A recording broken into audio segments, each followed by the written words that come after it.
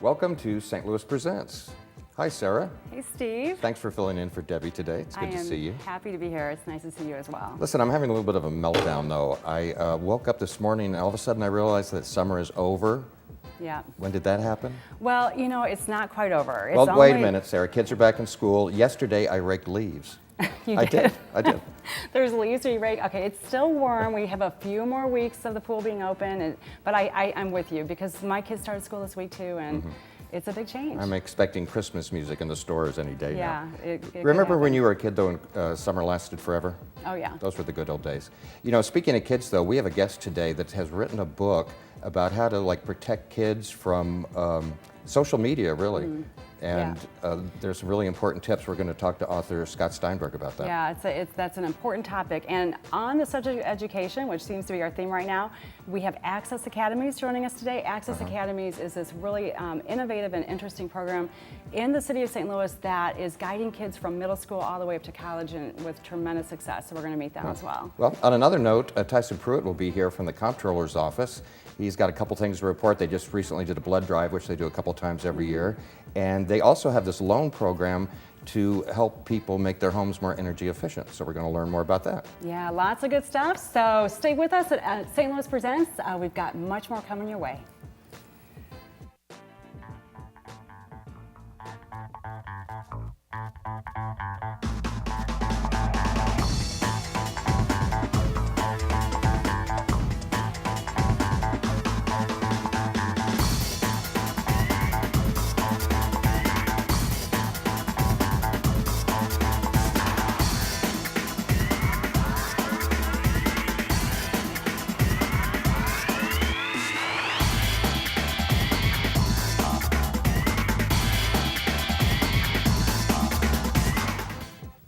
For parents, it can be really overwhelming raising a child in today's digital world. Everything from keeping your children safe online to knowing how much screen time is too much, that can be very challenging. That's why our first guest has written a book that addresses parents' concerns and offers advice to help kids enjoy a safe and a positive experience online. Please welcome Scott Steinberg. Welcome, Scott. Hey, how's it going, guys? Scott, I know parents that just panic about social media and their kids. Do they have a reason to? Well, social media is a tool, like any technology tool, and it's all on how you choose to use it. The big piece of it is making sure that you've educated kids and given the tips they need so they can be safe and responsible citizens online. And also equally important is making sure that they know they can come to you if they encounter something questionable and you're not going to freak out and you're going to have some advice to offer. So I don't think you need to freak out that social media is here. It's not going away, but it's all on how we choose to use it. So, and kids are starting younger with social media. What's your experience with that? Absolutely. So the terms of service on most of these say you have to be 13 years old, but we're seeing so many families do it at 8 years old, 9 years old, 10 years old, which actually is a violation. But of course, every kid matures and develops at a different age, so you really know what's right for your family. And I think a big piece of this is just making sure that we're giving them, again, the training and education that they need before turning them loose to play in these very online and public spaces. I think what you just said there is important before turning them loose on there. I mean, how do you gauge how much supervision to give a kid and when it's time to back off? Well, I think we need to give them that training and that education when they're starting to be about 6, 7, 8 years old. But a big piece of this you have to keep in mind is as they enter the tween and the teen years, they're going to be doing a lot of this activity without your supervision because you're not going to be able to track and monitor everything, and a smart kid can get around those safeguards. But you need to be there, you need to let them know you're present, that you're involved, that you're keeping an eye on what's going on. Maybe you're their friend on certain social networks, maybe you've installed monitoring software, but I think it's important to be upfront. And really, as parents, the best thing that you can do is teach and guide them and give them the skills they need to make better decisions, because honestly, so much is going to happen on mobile phones where you can't see it. That's the big problem. Well, and I think that from the experience I've seen with my kids and their friends is things can kind of get away from them on social media. Like all of a sudden you're in a discussion that may be inappropriate, or you may be offending someone and not really be thinking about it. So what are the things that we can tell our kids to guide them to be thinking before they write, or before they post? Well, it's important to think before you post, like you pointed out, and always pause and take a second thought to think about how your actions... Adults need to pay attention to that too. I just wanted to add that. That's right, Big piece, yeah. Well, part of this as adults is modeling proper behavior, Right. right? And a lot of it is teaching the golden rule, respecting others, treating them the way that you would like to be treated. But you also have to consider that a lot of things when you're communicating are lost in the translation to digital. You don't get that human element, that sarcasm, and if you're posting up photos, people may perceive them to be representative of your character, even if you're doing goofy things or just horsing around. So you really need to think about how you may look in others' eyes, and the fact that this information may live on forever online. You got to be careful about the messages that you're sending, and it always pays to be positive. That's another thing we say, negativity never looks good. I saw, it was just on today on one of the morning news shows, there was a psychologist from San Diego, California, and she was talking about smartphones and what they're doing to young people and how their kids are, she was making the point that kids are maturing more slowly because of social media. They go out less often, they have less interaction. She says 18-year-olds now are about as mature as 15-year-olds used to be. Does that ring true with you? Well, every child develops at a different age and matures at a different level, but certainly kids are inclining younger and younger. And the other thing that I think is more important to be aware of is the fact that they're being encouraged to put more of themselves out there faster than ever before with less of a second thought, which is why it's important to teach those good tech habits. And the other thing, of course, attention spans are shrinking. We're seeing they're now less than, for a human, less than a goldfish. How do parents learn those things, though, to pass it on? Right. Well, the good news is that that's part of it is just making sure you do your homework. Homework is for parents, it's not just for kids. And by the way, the nice part, you don't have to be intimidated by social media sites. Once you learn one of them, some of the majors, like Facebook or Instagram or Snapchat, you've got 70% of what you need to figure out the others. So no need to freak out. They're always changing features and services. But once you get some basics down, you'll be pretty well equipped to stay ahead of the curve. So do you recommend that parents get on Instagram, get on Snapchat? I mean, everyone's on Facebook for the most part, but these other things, the kids are sort of leading the way. Absolutely. Well, if you think about it, we're quick to put high-tech devices in kids' hands and let them loose on these services, but we don't always know how they operate or how to set parental controls and what's going on. So you really need to be aware. It's when you're a little bit clueless and out of touch and kids think they can get away with murder because you're not paying attention. When the cat's away, that's when the mice tend to play. So as long as you're there, you're doing the research, and you're involved, that's 90% of the battle. And Scott, in your book, you talk about something you call digital citizenship. Sure, that's really talking about how to be a good and respectful citizen online, to make sure that you're having positive interactions, treating others with respect, making good decisions, thinking about the information that you share and consume, and really being respectful of others in general, and also being a healthy skeptic. Not everything you see online, of course, is true, believe it or not, and you have to make sure that you teach kids to respect that. And of course, you also have to teach them that a lot of positive interactions can happen. You'll meet people, you'll meet influences, information online that you never would have come across in the course of your daily life.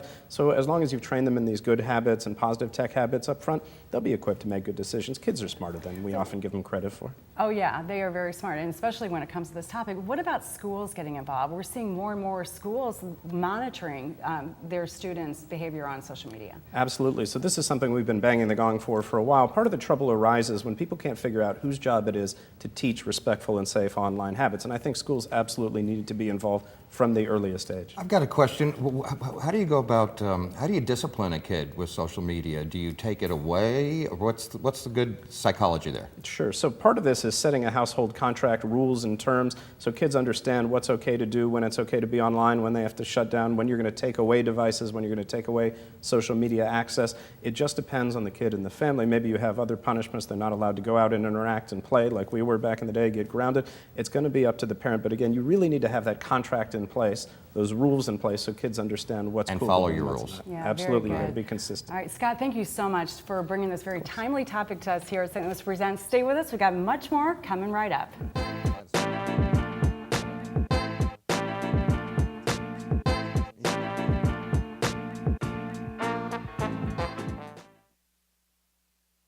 Here's your check.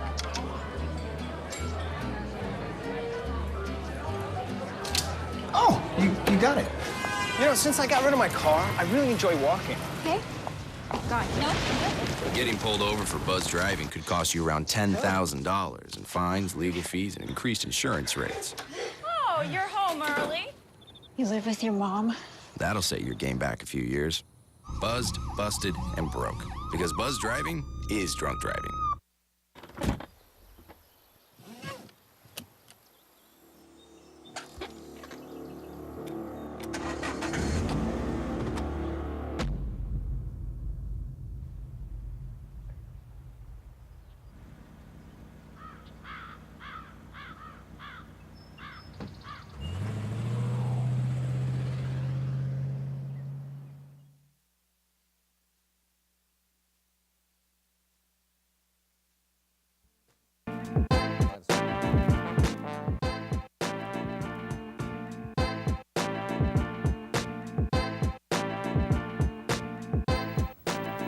Welcome back. Since 2005, over 500 disadvantaged youth have received a top quality values-based education thanks to Access Academies. Joining us now are Nick McDowell and Tom McKowiak to talk about this unique program. So welcome, Tom and Nick. Glad to have you here. Thank you. So 2005, it's about 12 years you guys have been here operating out of 3 different schools in St. Louis and have helped a tremendous number of kids achieve great success. So, Tom, tell us a little bit about Access Academies and where you guys are located. So we have some administrative offices on the campus of SLU, but our programs are really in 3 schools. They're in Most Holy Trinity, St. Louis Catholic Academy, and St. Cecilia's, and these are all 3 schools in the city of St. Louis. Okay, so any student at those schools can be a part of the program, is that correct? Yeah, if they're enrolled in that school, they automatically become in our academy, which starts in 6th grade. Okay, so if you want to be in the program, you go to those schools. Correct. So that's always an Yes. option for people. And so how does it starts when the kids are in 6th grade, is that correct? Right. What we've done is we've put a after-school program and a summer program in place. So every day after school, they have a longer school day, and there's enrichment classes and even academic tutoring and things like that. But then we also pay for tuition during high school as well. And the goal is to get them into college prep high schools and then into college. So you pay tuition for the schools or for the program? Well, we provide and pay for the program during middle school, and then we supplement their tuition in high school. The parents and the high schools also participate in that as well. Okay, all right, so Nick, you're working day to day with these kids, is that right? Yes. You're instrumental Yes. with them from 6th grade all the way up to get them into college. So in your experience, what percentage of the students of these schools are participating in the program? So all of our students, actually about 99% of our students go on to private high schools. And with that, we really work with those students, those families, after they leave the middle school on into the high school and then on into college. So 99% go on to the college prep schools. Of the students who are at these 3 schools, are the majority participating in Access Academies, or is it a selected few? How does that work? No, so the way our academies are set up at each of the schools, once you are in 6th grade, you're part of the program. And the grad support directors, which is my position, you work with those students, those families on into the high school. So all of the students that are part of the middle school programs are involved with the program. So this is a real good reason to go to these schools. I mean, it's a wonderful additional support. Yeah, it's a mandatory thing for all students. Once you sign up with the school, those different schools, you're part of the program. So. All right. So Tom, have you found that it's a big motivating factor to be a part of the student body in these schools? Parents are finding these schools because of what they're getting out of Access Academies? I think they see that there's a great success rate of getting their kids into college prep high schools and beyond. And so I think there's definitely a motivational level to getting enrolled in these 3 schools. Yeah, so 99% of the kids are going on to college prep high schools and then college beyond that. Is there any data that from prior to Access Academies in 2005 that to show, I mean, have you studied that, what the ratio was before then? I don't know if we had those statistics because we put our program in place, but we feel that they work very well compared to some of the other schools that students can attend. So I think we do really well. And it's really a 7-year commitment from 6th grade through senior in high school and into college. So yeah, and then even getting into college, is that something that you guys do, Nick? You actually work with these kids on choosing the right college, the application process, all of that? Is that part of it? Yeah, we partner with a lot of the different high schools. In addition to that, we offer ACT prep work. We do a ton of college visits. We're meeting with parents one-on-one to help them through the application process, doing FAFSA assistance. So there are a ton of different resources that we offer to the families to getting the students ready going into college. Yeah, I mean, they've made that big decision to get into the high school of their choice, and then just a couple years later, they're thinking college. It can be very overwhelming. Yeah, unfortunately for us, St. Louis is blessed to have some great high schools, and the partnership that we have with those high schools, their application process to get into high school is very similar at the, also getting into college. So with that, we walk the families through that process. We work with them and we empower them to move forward with that process. So. Yeah. So Tom, how many is it teachers or instructors you have working across the 3 schools in the program? Well, we really have these 3 graduate support directors that really make sure our programs are happening. And then we use some of the teachers for the after-school programs, or we'll bring in outside people. So some of the teachers in the schools? Yes, so Okay. they'll actually run the after-school program. So. Okay, so the kids are familiar with them, they trust these adults who are already working with them throughout the day. Well, and people like Nick are key. I mean, Yeah. our graduate support directors really work with the families and the students, and there's definitely a trust that's built up over time. Yeah, so Nick, what are the highlights for you, being right there in the trenches with these kids and their families? Well, I think the huge part about it is everything is relational with this work. When working with the students, working with those families, the relationships that you build are very strong. I find myself at football games, at basketball games. I've been to different plays. So really, those students become almost an extension of like family. So it kind of almost a natural relationship. There's already a bond built between you and the student as well as those families. That's why our middle school program does a great job of enhancing those things. So by the time they get to high school, they've already put in 3 years with you and the family, so that relationship is very strong. So moving forward with those kids and those families, it's a great feeling to see the kids mature and to just grow up as young men and young women. Yeah, do you stay in touch with them once they get to college? Yes, actually, we offer a couple of different programs, work-study programs for our high school students and for our college kids. And this summer, I had quite a few college kids to come back and do some work-study with our summer program. So the relationship is there.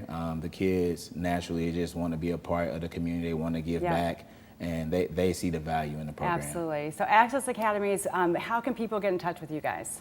They can call us, or they can visit our website, and I think they're going to show that. Yeah, info@accessacademies.org, or they can call you at 314-898-0430. So easy to reach you guys, get involved, and thank you so much for being with us today. Best of luck as we start the school year, and we're going to go to Steve now, who's going to fill us in on the news headlines. Thanks, Sarah. Uber and Lyft have been given the green light to operate at St. Louis International Airport. This comes after the St. Louis City Board of Estimate and Apportionment approved the St. Louis Airport Commission's new rules and regulations. The Ground Transportation Use Agreement permit will require transportation network companies to pay a set administrative fee for a 2-year term, as well as a $3 fee for each pickup and drop-off of a passenger. Pickup and drop-off locations will be located in the passenger pickup zones at Terminals 1 and 2.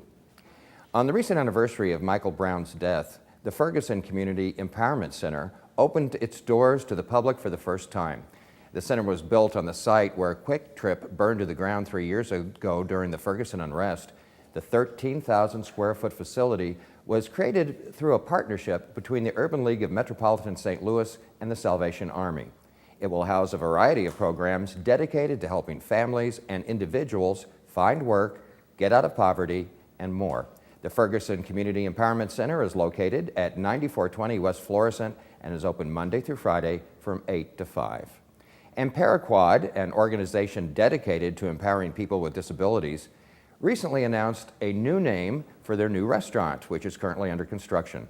The group turned to social media for suggestions and ultimately selected Abby Cohen's Bloom Cafe as the winner. Bloom Cafe will call Oakland Avenue home. The restaurant is part of a job training program that offers paid internships in the restaurant and job assistance in the community.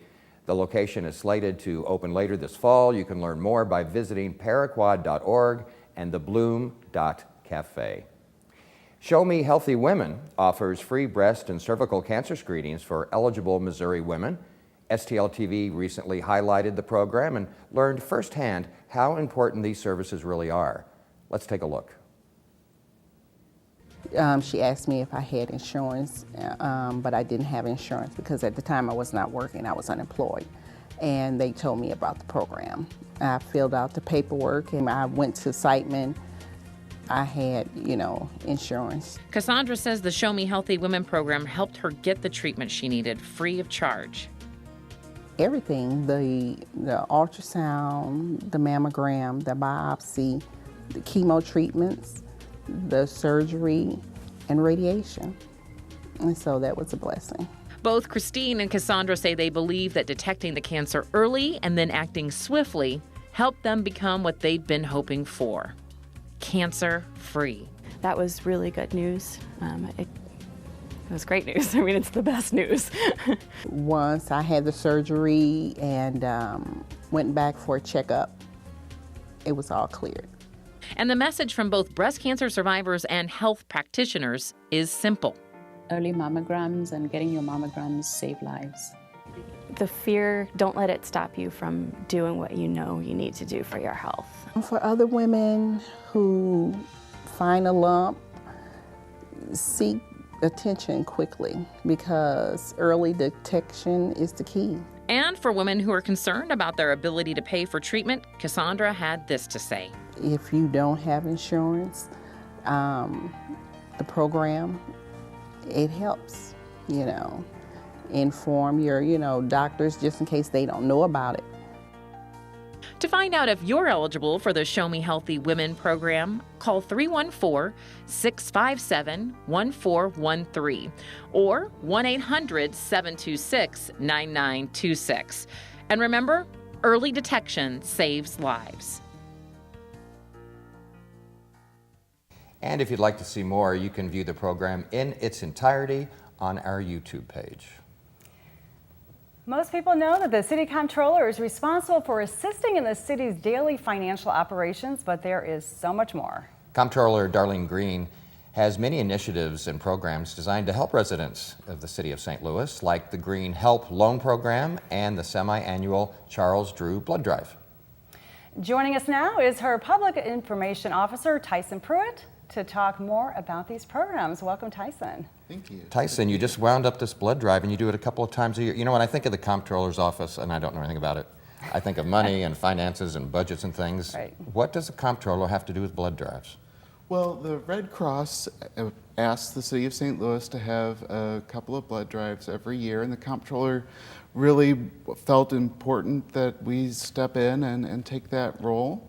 The blood drive is named after Charles Drew, who was a doctor during the World War II. He's the actual inventor of the modern blood banking system.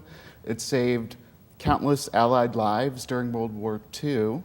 And he's also African American, so it really was a good way to highlight the connection to an African American community and to encourage more donations for sickle cell patients and therapies. Yeah, we forget how important blood is, the need for blood. I think we sort of take it for granted unless you need it.